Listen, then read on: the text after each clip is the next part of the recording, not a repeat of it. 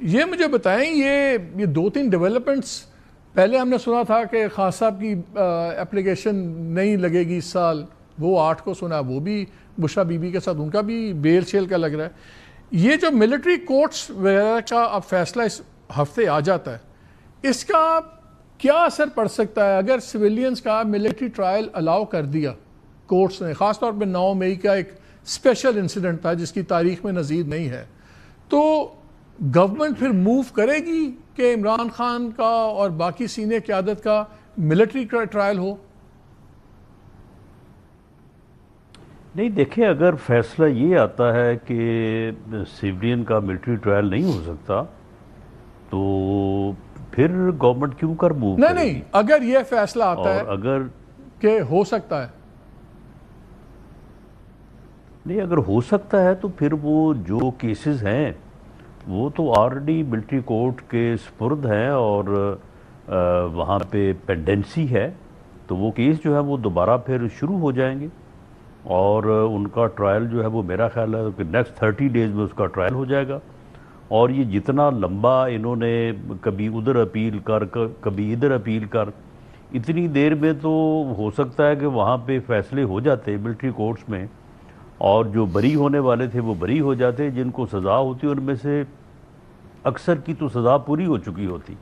یا شاید ان کو بعد میں چیف آف آرمی سٹاف کے پاس اپیل میں رعایت مل جاتی، یا بعد میں اگر وہ ہائی کورٹ میں یا سپریم کورٹ میں اپیل میں آتے تو وہاں سے کچھ سزا کم ہو جاتی، یا کوئی کسی کو بریت بھی مل سکتی تھی۔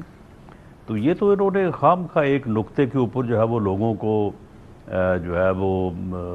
حوالات میں یا جیل میں جو ہے وہ بند کیا ہوا ہے۔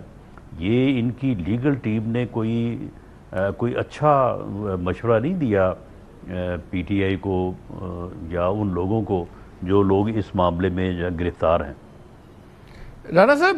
بات ذات کی نہیں ہے، لیکن اگر ایسا ہوتا ہے تو ایک پریسیڈنٹ سیٹ ہو جائے گا، ایک فارمر وزیر اعظم کا ملٹری کورٹ میں ٹرائل۔ کیا بحیثیت پولیٹیشین ایک معاشرے میں یہ آپ پریسیڈنٹ افورڈ کر سکتے ہیں؟ نہیں، یہ پریسیڈنٹ جو ہے یہ کس طرح سے سیٹ ہو جائے گا؟ اگر سابق وزیر اعظم جو ہے وہ کسی کے گھر کو آگ لگوا دے یا آگ جا کے لگا دے تو پھر مقدمہ اس کے اوپر اس لیے نہیں چلے گا کہ وہ سیاستدان ہے۔ میں اگر خدا نہ خواستہ اگر کوئی جرم کرتا ہوں تو یہ بات مجھے کس طرح سے فائدہ پہنچائے گی کہ میں سیاستدان ہوں، تو لہذا میرے خلاف اگر مقدمہ جو ہے وہ قائم ہوگا تو وہ سیاستدانوں کے خلاف مقدمہ قائم ہو جائے گا۔ جناب 9 مئی کو باقاعدہ ایک جماعت نے منظم طریقے سے جو ہے وہ ایک کارروائی کی ہے، اس کارروائی کو کرنے کی پہلے سے ایویڈنس شہادتیں موجود ہیں، لوگوں کو بھڑکایا گیا، لوگوں کو کہا گیا، باقاعدہ وارننگ دی گئی